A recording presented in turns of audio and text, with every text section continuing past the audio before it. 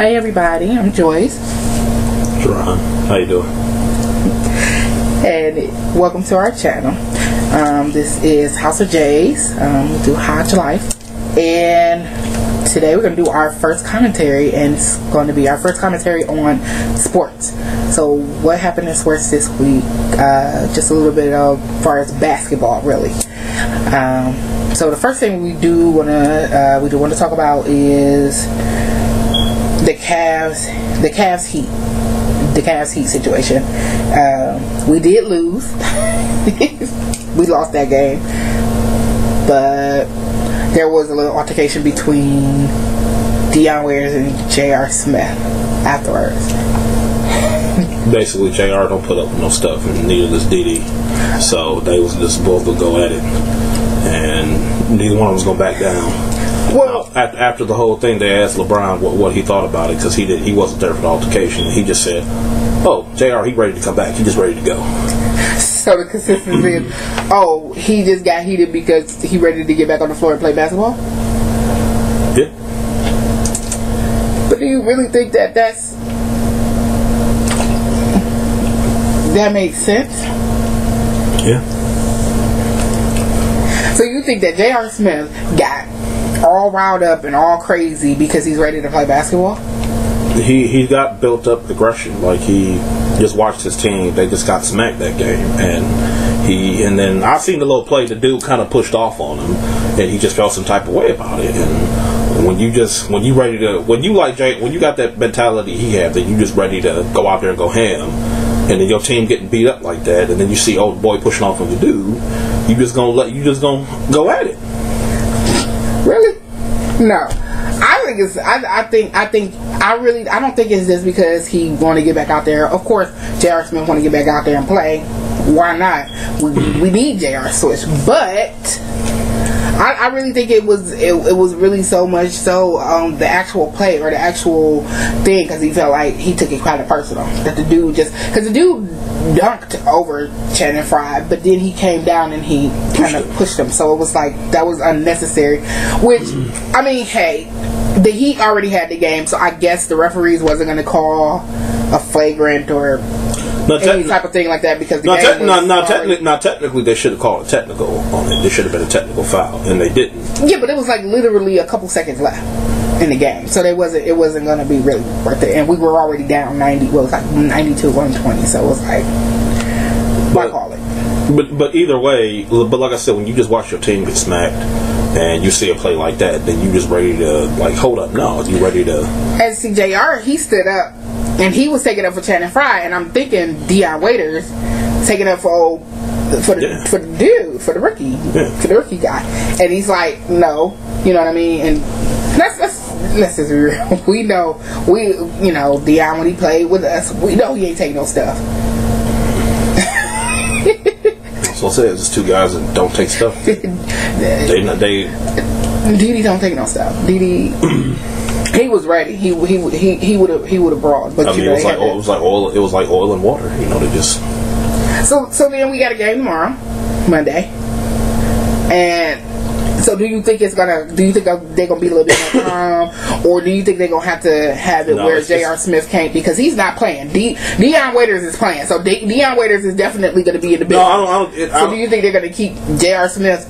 You know, like, you can't come to the game because we don't need an altercation, because we of course don't want another malice. If JR ain't doing no rehab or nothing, he'll be down there, but they'll just probably tell him, like, look, be cool, just be cool. That's what they just gonna tell him, be cool, and don't. And I don't think nothing more is gonna come of it. It was just a little tiff. Well, they have the data to mull it over and chill out. So I mean, everybody is excited. You know, when you look at news commentators, ESPN, you know, everybody's saying like, oh, they can't wait. It's gonna be, you know, they can't wait to see the game on Monday because they want to see what happens. And I, quite frankly, I think that basically we should smack them down in the game. It really shouldn't be anything. Well, if LeBron and them play. They'll play that game. LeBron and Kyrie, they'll play the Monday game because they'll need that game because they can get their lead to 3.5 games, and then if Boston loses, then you have to 4 games. And then the Cavs are off for 2 days after that, and then they're back on the road again. So they're going to play in this game because then they're going to get 2 days in a row off. Mm-hmm. They'll play the next game Thursday, right? And then they'll go from there because they got another 3-game road trip coming up. So they're going to need them 3 games on the road because they got a total of 12 road games here in March. So, see, that's a lot, you know. Like, it is what it is. That is gonna kind of wears on them. But okay, so this is it. Monday, it should be smooth sailing. Yeah. Everybody should be over their stuff and keep it moving. Yeah, it'll be all right. It'll be blown over. But I think that if Deion Waiters look over at our bench and J.R. Smith is over there and he gives a little, even if he think he blinked wrong, J.R. Smith. I mean, that could arise, but I don't think it. I don't think it will because I think they're going to be on high alert this time. LeBron and them's going to play, and he's going to be like, "Hey, we don't need this. We trying to get this number 1 seed and get ourselves ready for the playoffs." Well, we have the number 1 seed. We keep the number 1 seed. The Cavs have the number 1 seed. You can't say we because we're not out there actually playing. But if you guys haven't noticed, we are Cavs fans, but we weren't only talking about Cavs. Trust it was all sports. But yeah, see, I didn't burn my jersey. I didn't burn my jersey either. I put it up. I didn't burn it though. I wasn't going to burn it anyway, like some other people did. But I did not burn my jersey either. So I gave my jersey to because this is the old cast, so you can clearly tell that this is But I didn't burn my jersey either. I had a baby jersey because I had jerseys that were in my office that I had tacked up in my office at the time, and when he left. When he left, it's Coke. It's Coke. Can't say. Okay. When he left, I just gave it to someone who wanted it because the person I gave it to was a really big Heat fan. So, and he was going to the Heat, so I gave it to him I gave it to him, and then the next year I gave him the tickets to the Cavs Heat game for his birthday, and it was ironic because it was in April, and that was the game that we actually beat them, which I wish I had went to because I was like, because I definitely wanted to see that. Definitely. All right, on to the next. That was the J.J. Hickson game. On to the next one. Okay, the Knicks Warriors. Okay, Steph did have a slow. The Warriors won, but Steph kind of had a slow start. He been having a hard time getting started. They didn't play in games lately. So they didn't play the music in the first half of the game at the Madison Square Garden today. They had no music, no nothing. It was just quiet. A lot of the players complained about it, said it affected the game. Because there was no music? I thought they were saying that there was music and they needed to not play music during the game because it was affecting the game. No. They didn't play any music at all. I think they were trying it out as an experiment to see how it, but none of the players liked it. Even Steve Kerr said it was weird. I mean, I would think it would be weird. It's like an eerie feeling. You're just sitting there and just like all you hear is basketball shoes scuffling on the floor and the basketball bouncing. Curry said when they were doing a distraction. He said when they were doing their layup drills before the game, it was so quiet that he said the guys started making their own beatboxing and just to try to get some type of music. But I kind of get what they were saying when you're used to the music. It's like it's just something you're used to. It's a part of it. It's a part of it. It's a part of getting into what they call it, getting into the rhythm to shoot the ball, right? No, because they're getting into the rhythm to shoot the ball. Because come on, now we watch basketball all day in and out, all the time. We watching basketball. It seems like every DJ got that same playlist that they play for the basketball game. But you know what though, subconsciously when you hear it, it's like you're used to it. When it's not there, it's like you just look like, wow, this is like really weird. But that's what I'm saying. It's like when Walmart, when they used to have music and then they got rid of music, then it was just weird because everybody complained like, oh my god, it's so quiet. and they brought it back just because so many people complain, because it's like you're used to it. Because we as people, we just get used to a certain routine. Then when you change it, then it throws us off, and then we're all like, what the what? Okay. So you think that's why he? So did they played it in the second half? They brought the music and everything back to second half, and then he got his game back. Yeah. So okay, but they were saying like they should have left the music off. Well, then the Knicks would have won that game, and then the Spurs would have been closer to coming for their number. But they still got to play 2 more games in San Antonio. Yes. Do you think? How do you think that's gonna come out? Keep in mind, Kevin Durant more than likely will not be playing because of the knee. So the Spurs should get both those games. You think so? Well, then they would only be up by half. My thing is only if the Warriors just lose 3 or 4 games. The thing about the Warriors is they're a rhythm team. They need to have rhythm. Right now they don't have it. They gave up half of their team just to get Kevin Durant, and guess what? His kneecap is gone. Well, not gone, but you know. Yeah, but even still, like Curry, like just watching him out there, like he doesn't feel comfortable out there. And Curry, he's a guy, he needs to feel comfortable to get into a rhythm to go out there and do what he does. But right now he's just not there. And they had pretty much, and the Warriors they've become Durant's team, and they had pretty much shifted to it being Durant's team. Mm-hmm. Now you can clearly see by the amounts of shots they're getting, Curry, and the plays that they're running, that they're trying to transition it back to Curry, but he's not in rhythm right now. And so he's a good enough ball player, he'll get it back, but Curry, he's a rhythm player, and he needs to be able to find his sweet spots to go out there and hit his shots, but because of the way they had transitioned Durant in there, he was only been getting to certain spots. But now it's like, hey, go back to all your other spots that you had, because we're going to need you to be the Steph Curry of the last 2 MVP seasons. Well, he got a couple weeks to figure that out, because Kevin Durant is definitely out for at minimum 4 weeks. So he got a couple weeks, he'll figure it out. So the thing is whether or not the Spurs game is before he figures it out. Hopefully. Because see, now the Spurs is not the Knicks. You can't get your rhythm back if you down. I think the Spurs, and I think they're playing one of the games next week. Well, if you come down, if you the Spurs, and if you the Warriors and you get down like they were with the Knicks, even though it was only a couple points and they were able to, come back real quick. That's not happening with the Spurs. So you gotta find that rhythm quick with them. If you don't find that rhythm quick, the Spurs gonna shoot you lights out. It's gonna be done. It's gonna be done.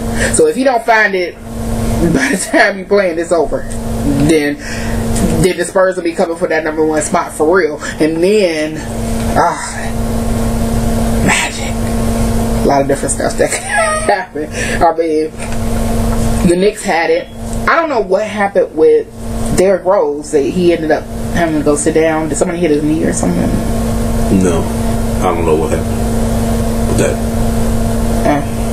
Well, I didn't know that he went and sat down. I thought something happened. I thought somebody had hit him or something, and I thought he wasn't going to come back. You probably got a meeting to go to. Probably.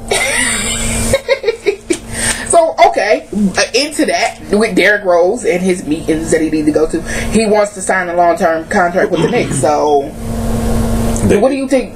Is that Pat Riley? Phil Jackson. Phil Jackson, okay. Pat Riley's been gone from the Knicks for like 20 years now. Oh, God. Yeah. He's been gone over 20 years. Pat Riley is the Heat.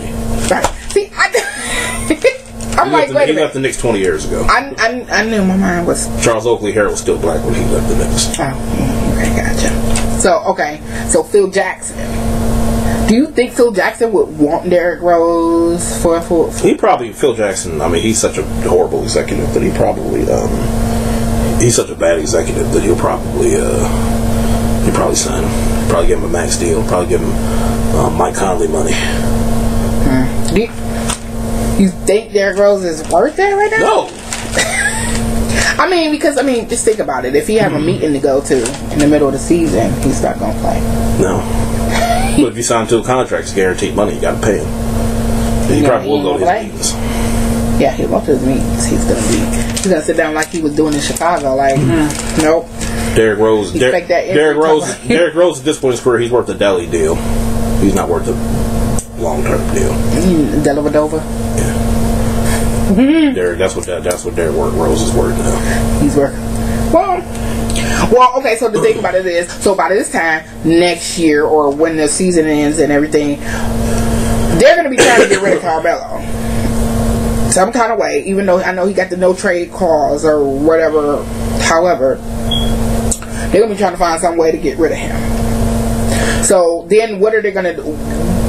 What is the incentive to keep Derrick Rose? Are you going to try to build the team around Derrick Rose now? Because I heard that they were trying to build it around Porzingis. So what do you do then? Phil Jackson doesn't know what he's doing. But from what I'm hearing, the way I read in between the lines is, I think he's trying to get fired. So to me, when you look at the Knicks roster he built this year, as you see, it's a disaster. But at the same time, he brought in veteran players. He brought in Brandon Jennings. He brought in Joakim Noah. He brought in Derrick Rose. Mm-hmm. Now, granted, they all didn't work out, but it's like, hey, but he brought in guys that have had success. That, had the Knicks had everything panned out their way, they probably would have been a 5th or 6th seed in the Eastern Conference. But as it is, they're probably going to be in the lottery. So it's like, okay, I tried to win, but yet at the same time it didn't work out. So if you want to fire me, then you got to pay me my money. So I think Phil Jackson, he didn't want to be in New York to begin with. But then where did he go? He should have never went to New York. Because because Dolan offered him $60 million. I would have went to New York for that. Exactly. He was going to go to New York regardless if somebody offered you $60 million. I'd have been like, where my coat? It's a little bit colder. It's like the same situation when Mike Holmgren was running the Browns, when Randy Lerner brought him in. Mike Holmgren wanted no part of running the Browns, I don't think. But Randy Lerner, he paid him so much money, it was just like, well, I can't turn it down, so I might as well go get this money. But I guess that's the same thing as Delavadova. We wasn't gonna pay. The Cavs wasn't gonna pay him all of that money that Milwaukee did, but I don't think Delly wanted to leave. I don't think Delavadova wanted to leave. He was our scrappy player, but he was gonna go wherever the money was. Right, but he was just. You gotta remember, Delly wasn't. He was an undrafted free agent. That when the Cavs picked him up, they only had to pay him like $100,000, whatever it was. Yes, but $100,000 was well worth it, because I don't think anybody in the NBA that's making millions is gonna voluntarily jump on somebody's back just for the hell of it. Delly was gonna go wherever whoever's gonna offer him the money. That's where Delly. And he got paid. He put in that grunt work, and yes, he did. Hey, he got him a payday. Yes, he did. I commend him for that. As long as if they in the playoffs, as long as he don't jump on nobody back in the Cavs, I'm good. He might. I wouldn't put it past him. I'm all for Delavadova. As long as you don't jump on nobody back or injure nobody on the Cavs squad, we're good. Go get that paper, right? Exactly. Speaking of that, the Cavs again. The Celtics in the Cavs game, they won, but they felt like it was a big game. Isaiah Thomas said, well, ain't nobody keeping him in check, or ain't nobody holding him back or whatever. And do you think that's like, if we were to see them, like say it was the Eastern Conference Finals and the Cavs were to see the Celtics, do you think that them winning that one game is enough to make them take us to like 6 or 7? No. I think it gave them some confidence though. So I would say that if we saw them, I think we would go 6. We saw Boston in the playoffs. We'd go at the most 5 games. I think we'd go 6. If we see Boston in the playoffs, it's going to be 5 games. They'll be close games, but it's going 5 games. Boston's not getting 2 games on us. They'll get a game and probably keep another. The games that we play at Boston will probably be close. We'll probably squeak out one of them. But the ones here, no. We'll but see, this is the thing. This is why I think that they would eke out 2. I think that they would eke out 2 against the Cavs because Isaiah Thomas is the type like this. If they win the game, just like how he hyped now, you know what I mean? Like if they win the game, if they win that one, I think they would win out another one because they would have that confidence. Like he already has like so much confidence, even though he's lost the past 3 against us. Against Boston, the Cavs before even this game, and they won, and then it was like, but you won against Boston won that game because Isaiah Thomas was having a crappy game, and granted he did catch fire there at the end. And Tyronn Lue was out there playing Darren Williams. He was playing some matchups, just trying to see some matchups that would work. And he had Darren Williams his first game out there with the Cavs, and he's got them out there in critical situations. Ty Lue. I mean, the Cavs. But he needed them in critical situations so that he could be prepared for critical situations when the playoffs come. Because we all know that there's 3 different parts to the basketball. But the thing was the Cavs. I mean, they weren't trying to lose the game, but they were more focused on getting Darren Williams out there because they're trying to find what combinations they're going to want to use for the playoffs. Right. That's what I'm saying. So. In essence, he needed to be out there for the critical games. LeBron needed to pass that ball instead of trying to make the shot.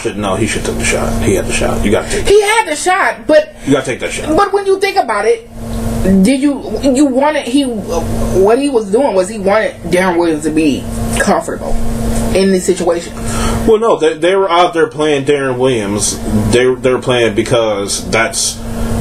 When you see a certain combo of guys out there, it's because it's something that they were thinking about using later on. And that's something that I think that they're going to want to run in the playoffs. So they wanted to, play it now, work out your kinks, and see how it work out. Right. I think 9 times out of 10, Darren will hit that shot. Okay, yeah, that's what I'm saying. So I think that was the right play. I think that was the right play. Pass the ball because LeBron still should have took the shot though. No. You gotta take that shot. Pass the ball. Take the shot if it wasn't you trying to get Darren Williams acclimated to the team. Take the shot because he was open.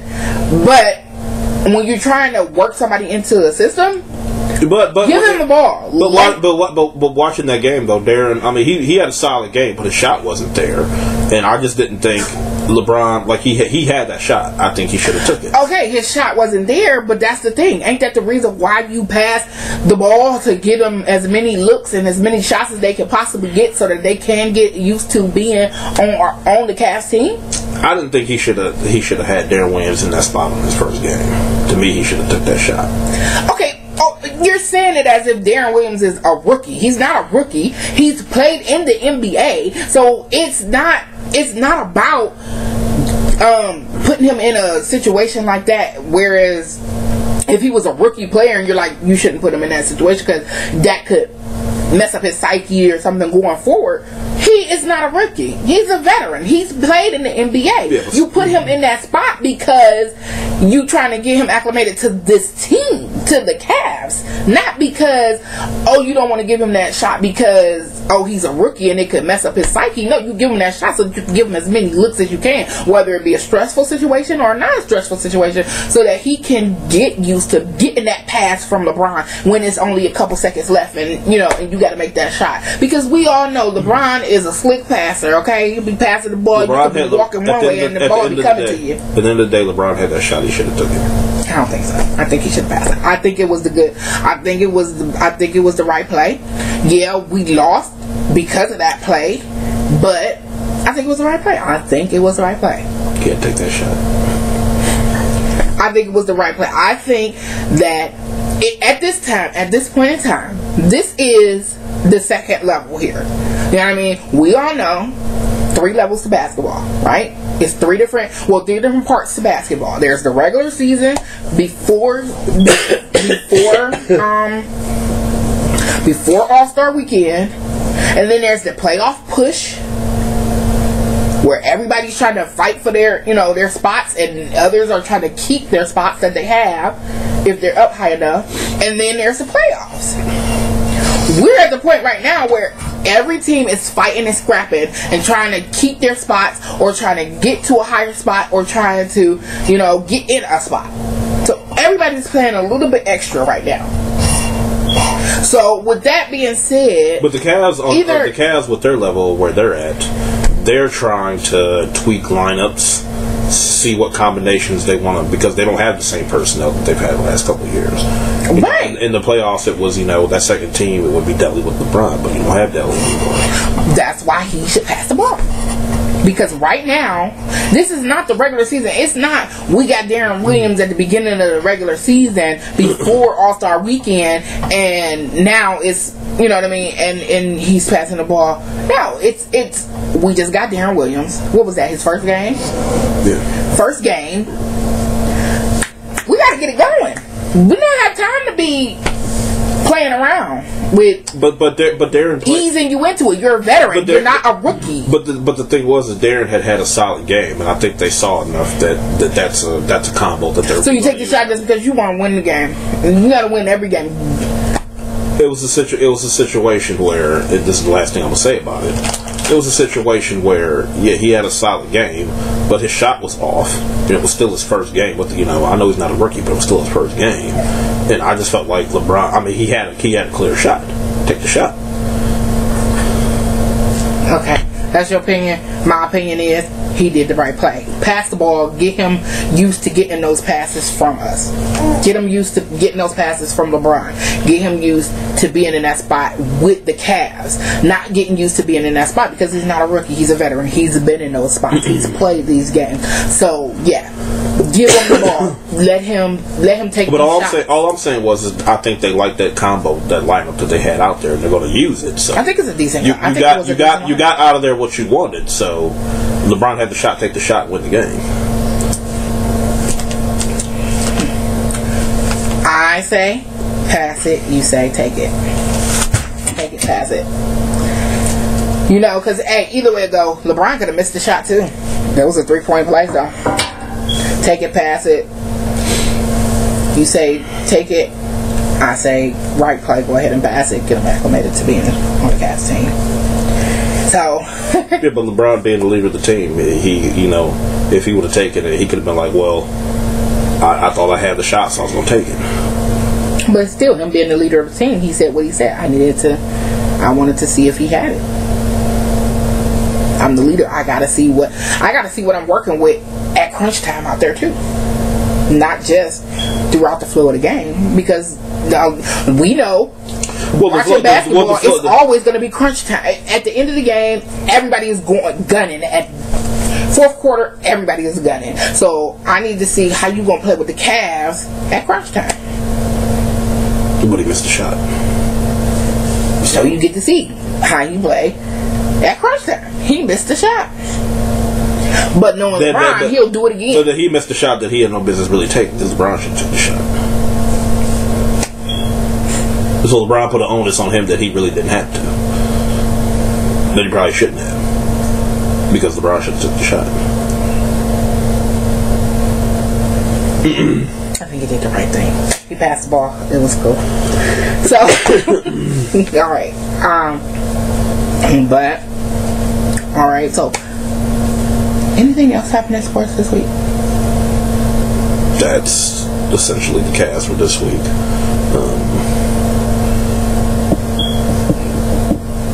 We have the 25 threes against Atlanta again, but it's Atlanta, and we own Atlanta. The Cavs own Atlanta. I mean, that was the other big sports topic was, at least in the NBA, was with the Cavs hitting the 25 threes against Atlanta. But like I said, the big thing this week was the Baylor thing with college. I came in and I saw you were watching a basketball game and they were playing. Baylor was playing, and I promise the first thing that went through my mind was, does it like this school? So, yeah, that's another subject, another conversation. But Atlanta Hawks, the Cavs did that. They did the 25 threes, so that was cool because they were the same ones that they did the 25 threes with last year, right? Mm-hmm. So guess the Hawks just got to see 25 threes again. Yes, they did. But alright, that's our commentary for today. And of course, subscribe, and we'll be back. Hopefully it'll be a little bit more smoother. But this is our first one, so stay tuned.